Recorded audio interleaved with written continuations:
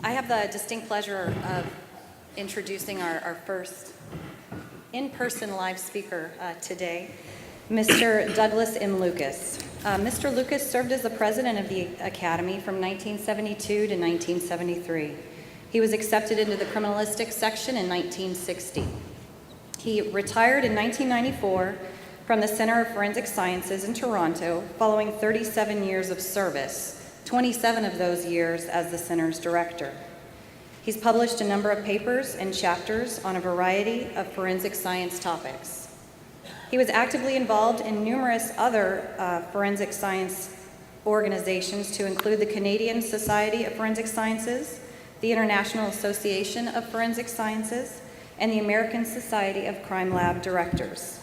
Post-retirement, Mr. Lucas has served as a consultant to forensic laboratories with respect to management and quality assurance issues.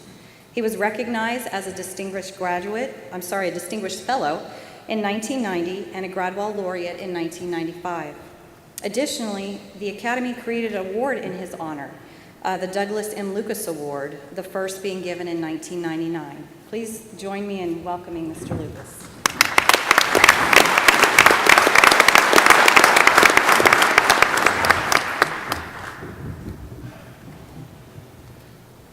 Well, thank you. And that's a very tough act to follow. Ken, it's so wonderful to see him so bright, so still with it. I just hope that when I'm 59, I'll be as bright as he is at 99. Anyway, my assignment this morning is to discuss some of the significant events that occurred during the 1970s. And these were the presidents in during that period that I'll talk about a little bit. You'll notice, by the way, that as you'll see every time vice presidents are listed, that there's an asterisk besides some of them, those who are deceased. And one of the effects of that is that those of us who are without an asterisk all suffer from a unique psychological condition for which I've coined the term hysterophobia, which is fear of asterisks. Well, the major events that occurred during my term were the 4 most exciting business meetings in Academy history. Well, those of you who are familiar only with the highly scripted business meetings that we've had for many years now, for that, the exciting business meetings has got to be the ultimate oxymoron. But I assure you, they really did occur. By 1970, as Ken alluded to, there were profound changes that had occurred in the Academy as it grew from a small, somewhat parochial club to a large, multidisciplinary, geographically dispersed organization with a majority of second-generation younger members. And some of those younger members had started to become active in the management of the Academy, and some of them had some ideas that the older members didn't entirely approve of. And these differences finally came to a head at the 1970 meeting, which was in Chicago at the Drake, over issues which really from today's perspective seem quite trivial. But for those that were involved at the time, they were anything but trivial. Until then, up to then, any of the Academy business, and I use business in quotes, that had to be discussed with the membership or required approval, that could be dealt with quite summarily in less than an hour during the regular meeting. And so the business meeting part of the meeting was scheduled for 5 o'clock in the afternoon in the full expectation that everybody would be free for preprandial drinks and dinner, which was very often in the Cape Cod room at the Drake. And so in 1970, 5 o'clock was the time. Well, the debate became very fractious at that meeting. And by 8 o'clock, the tempers of all of the members were running almost as high as their desperation for food and drink. The debate became so intense and emotional that one member was in tears. And I became quite concerned that a couple of them would actually come to blows. So the president at the time, Jim Osterberg, decided things needed to cool down a bit, and he adjourned the meeting until 8 o'clock the following morning. Well, like most members, I'd paid no attention to Academy business up until then, or only minimal attention, and so I didn't really understand what the fuss was all about. But there seemed to be two issues in particular which dominated the debate, and Ken alluded to these.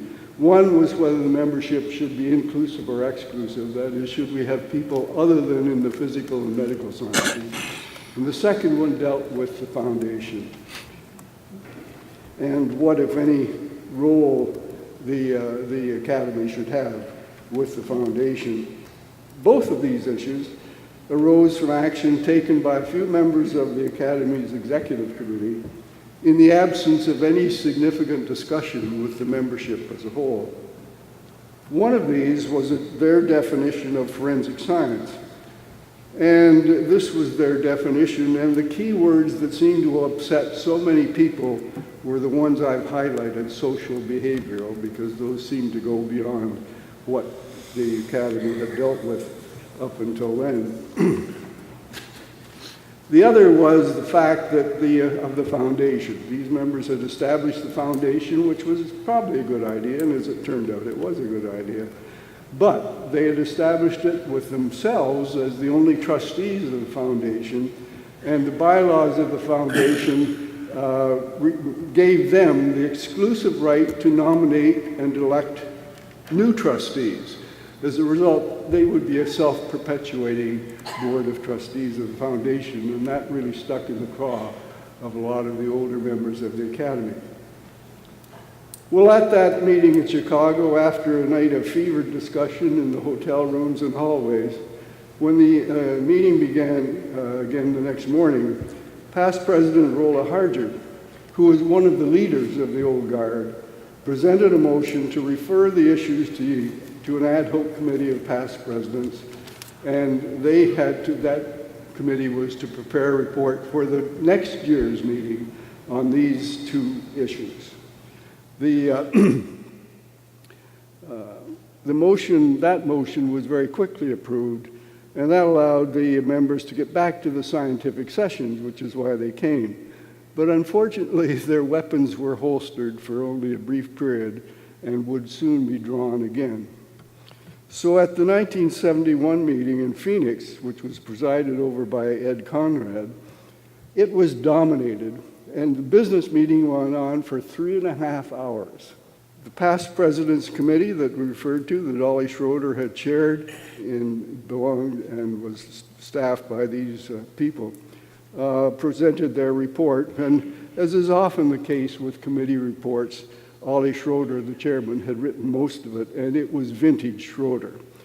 He resolved the exclusivity-inclusivity issue very quickly, simply by presenting their own definition, and the key word was all of the sciences. And that issue was resolved, and that was the end of it. The foundation, however, was a different matter. The report discussed ways in which the Academy could take over the foundation, including the procedure for electing the trustees. But during the debate that ensued over all of that, the existing foundation trustees did not react well to those suggestions, and so that issue remained unresolved. This resulted in the entire meeting, not just the business meeting, but the entire Academy meeting that year, descending into a turmoil of backroom politicking rather than scientific exchange. Finally, the old guard decided that for the first time in Academy history, they would not accept the nominating committee's slate of nominees, and they would nominate their own slate from the floor. Well, Shortly after that, I was absolutely dumbfounded when they invited me to become their nominee for president-elect. I think I remember that fellow. In spite of the fact that I really had some doubt that the Academy would even exist the following year, and let alone future years, I accepted the invitation, and I was delighted when they also chose to nominate Jim Weston as their secretary-treasurer and Don Harper Mills as a member of the executive committee. And both of these people, as you know, became towers of strength for the Academy. So at the business meeting that year in Phoenix, after the nominating committee presented their nominations, and the routine call was made for nominations to the floor where there's always deadly silence, Bob Cravey got up and presented this competing slate of nominees. Well, that was totally unprecedented. It was, nobody knew what to do, but eventually some ballots were prepared and the votes were cast. And when the results were eventually announced, much to my and I suspect many others' surprise, the old guard slate was elected. Well, as a result of that, the foundation trustees recognized that they'd received a bit of a rebuke from the Academy's members, and throughout that year, 1971, they presented some alternative plans to the Academy, but they never changed the idea of the self-perpetuating board, and so the Academy never accepted it. So we come to the 1972 meeting, which was in Atlanta and presided over by Cyril Weck. There was another rowdy 4-hour business meeting, and it dealt exclusively with the foundation. And in the end, a resolution was passed directing me as the incoming president to appoint a committee to negotiate with the trustees of the foundation some way for the foundation to come under the direct control of the Academy. I appointed Don Mills to chair this committee, and we worked quite diligently under his leadership all during 1972. Many discussions with the existing trustees, many discussions with other members, and many consultations with tax lawyers in New York, because that was a key issue with respect to the foundation. It had to be meet the IRS requirements. Eventually, the result was negotiated with the trustees that in the new foundation for the Academy to take over, the foundation members would be those members of the Academy Board of Directors. And the trustees then would be elected by the members of the foundation, so that in effect, the Academy's Board of Directors did have absolute control over the foundation. And the existing foundation trustees agreed that if that was acceptable to the members, they would resign their positions. So we come to the 1973 meeting, which was in Las Vegas. And because I was determined to have this issue resolved very quickly, Don Mills presented his committee report, responded to a few questions, and I'd been able to persuade Rolla Harger to present a motion for the Academy to take over the foundation. It was passed. There was very little further discussion. And subsequently, the Board of Directors elected a new Foundation Board of Trustees, and the rest, as they say, is history. Harmony was finally restored to the Academy, and there's never since been any issue that divided the membership to any extent similar to that. Well, there were a few other highlights during the 1970s. By 1970, the Academy had hired its first paid staff, albeit only on a part-time basis and working out of the Secretary-Treasurer's office. Greatest significance was the decision during Mort Mason's term in 1973-74 to appoint Ken Field as the director of the Academy and the foundation. And as Ken discussed, that was a very important discussion, and Ken contributed as much to the Academy and the foundation as anyone I could possibly think of. They also agreed to establish an office, a permanent office for the Academy that year, and it was established very modestly in Rockville, Maryland. I didn't mention that in addition to the foundation issue at the 1973 meeting, it was also the silver anniversary meeting of the Academy. And some of the old guard, some of the older members, were going to boycott it because they considered Las Vegas to be such a den of iniquity that nobody from a law enforcement type organization should go anywhere near the place. And I spent many hours on the phone all that year trying to persuade people for whom I had enormous respect that this was really not the case, and some of them agreed that they would eventually come to the Academy meeting. And at the opening of that year's Academy meeting, because the gambling issue had been a bit sensitive with many people, I decided to face it head on and arranged right at the beginning for a behind-the-scenes tour of the casinos and how they worked.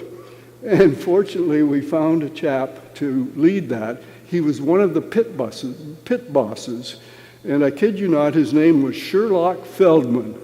And he was wonderful and really convinced everybody of the security of the gambling in Las Vegas.